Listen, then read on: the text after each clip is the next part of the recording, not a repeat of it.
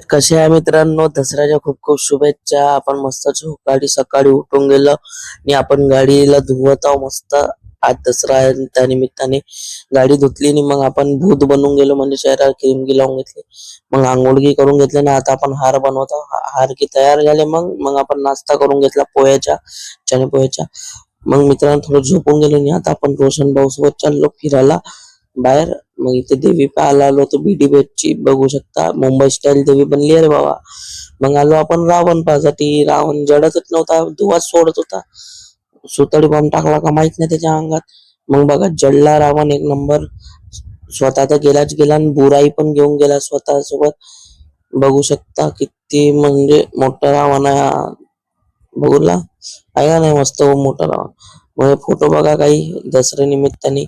मग आपण सोनं द्यासाठी आलो हिमांशू भाऊ कडे आणि आसू भाऊ कडे बघू शकता. मग त्याच्यानंतर मामाच्या घरी येऊन गेलो. मामा इथे सोनं देऊन दिलं. आजचा ब्लॉग इथे